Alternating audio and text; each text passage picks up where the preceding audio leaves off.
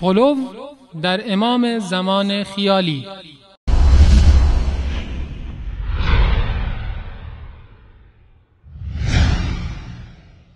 امروز همه کاره امام زمان ارواحنا له الفدا،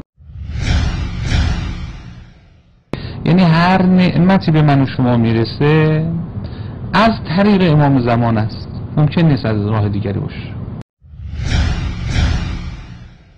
نحن صنائع ربنا والخلق بعد صنائعنا. خدای متعال با دست رحمت و قدرت خودش ما رو آفرید، اونگاه خلق توسط ما آفریده شده. یعنی امام زمان ارواحنا له الفدا واسطه در آفرینش نه فقط ما انسان ها که تمام مخلوقات بودن. پس بنابراین یه معناش همینه، یک معناش همینطوری که شما هم اشاره فرمودید این هستش که در وجود ما امام عصر ارواحنا له الفدا نقش داشتن.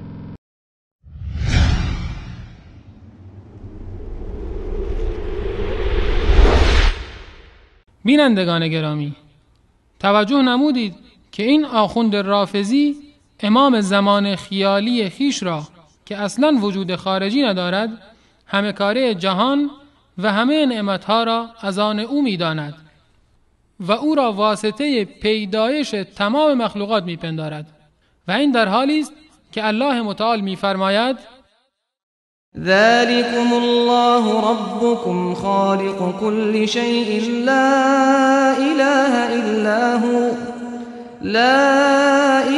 إلا هو فأنا تؤفكون. همانا الله پروردگارتان است، ذاتی که خالق همه چیز می باشد، هیچ اله برحقی جز او نیست.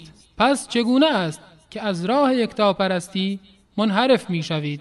و می فرماید وله ما في السماوات والأرض وله الدين واصبا أفغير الله تتقون وما بكم من نعمة فمن الله ثم إذا مسكم الضر فإليه تجأرون. آنچه در آسمان ها و زمین است از آن پروردگار است و دین پایدار و ابدی ویژه اوست. آیا از غیر الله می ترسید؟ هر نعمتی که دارید از سوی الله است و چون زیان و آسیبی به شما برسد تنها او را می خوانید. بینندگان محترم، با بررسی آیات قرآن چنین برمی آید که میزان شرک مشرکین معاصر بیشتر از شرک مشرکین جاهلیت می باشد. الله متعال در مورد مشرکین زمان پیامبر صلی الله علیه و سلم می فرماید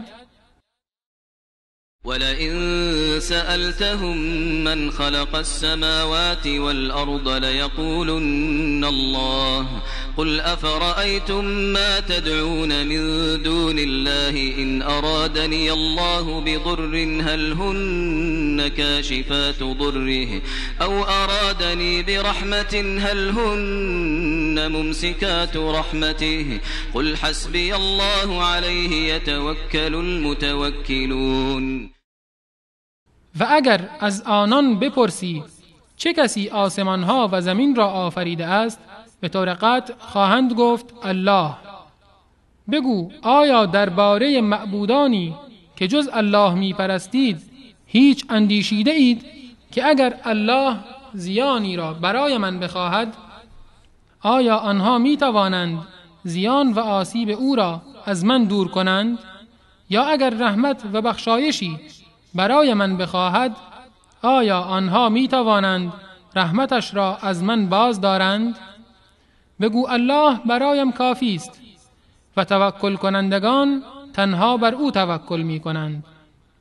آری بینندگان عزیز، ابو جهل و ابو لهب و امیه ابن خلف و مشرکان مکه در زمان رسول الله صلی الله علیه و آله و سلم الله متعال را خالق آسمان ها و زمین و تمامی مخلوقات می دانستند. اما متاسفانه اسلام نمایانی که دین از آنها مبراست امام زمان را خالق و یا واسطه خلقت می دانند.